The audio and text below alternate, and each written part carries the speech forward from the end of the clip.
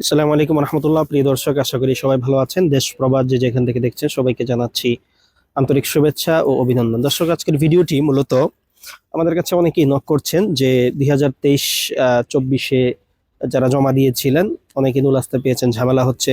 যেহেতু 25 সাল বা 26 সাল এর পরবর্তীতে ইতালি সরকার খুব কঠোরভাবে নজরদারি করছে এবং অনেক সিস্টেমেটিক ওয়েতে নিয়ে আসছে। এখন 2026-এ যারা জমা দিয়েছিলেন, যাদের জানুয়ারির 9 তারিখ ক্লিক ডে ছিল, অনেকের ফেব্রুয়ারিতে ক্লিক ডে।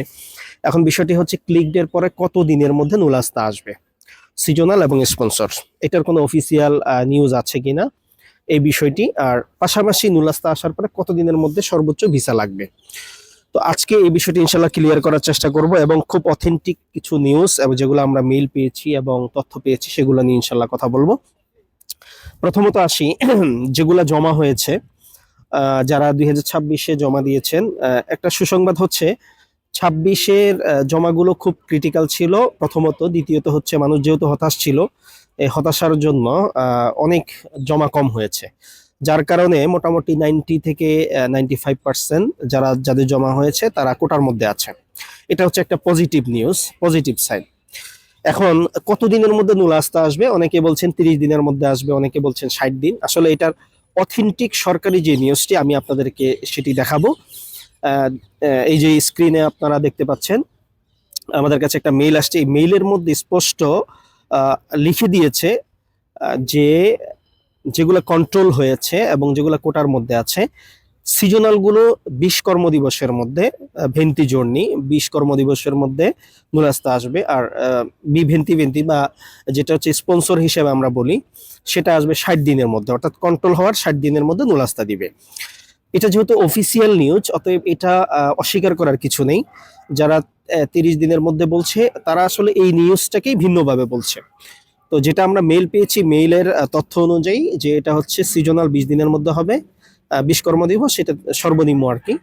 তো এর মধ্যে আলহামদুলিল্লাহ বেশিরভাগ, যেহেতু তারা পোর্টালগুলো খুব কন্ট্রোল করতেছে, আশা করা যায় এর মধ্যে রেজাল্ট আসবে আর স্পন্সরগুলো একটু বেশি আসবে। তাই আমি বলবো যারা জমা দিয়েছিলেন, সিজনালে জমা দিয়েছেন, অবশ্যই ভালো একটা কোটা পেয়েছেন। এবং সামনে যেহেতু ক্লিক ডে পরবর্তীতেও ওপেন থাকবে, সেই ক্ষেত্রে বুঝে শুনে জমা দিবেন, ভালো জায়গায় জমা দিবেন, তবে সিজনালটা প্রায়োরিটি বেশি রাখবেন। সিজনালটা এটা যেহেতু কন্ট্রোল একটু কম হবে, আশা করা যায় ভালো কিছু হবে। দ্বিতীয়ত হচ্ছে, আপনি নুলাস্তা পেয়েছেন, কতদিনের মধ্যে ভিসা পাবেন? দেখুন, বর্তমান নুলাস্তা পাওয়ার পরে সর্বোচ্চ 1 সপ্তাহ থেকে 2 সপ্তাহের মধ্যে আপনি এম্বাসিতে মেইল করার পরে, যেটা হচ্ছে ভিএফএস এর মাধ্যমে, বর্তমানে একটা ফর্ম ফিল আপ করতে হয়। ফর্মের মধ্যে আপনি নুলাস্তা নাম্বার সবকিছু দেওয়ার পরে তারা এটা কন্ট্রোল করে সবকিছু ঠিক থাকলে আপনাকে পেমেন্টের লিঙ্ক দিয়ে দিবে।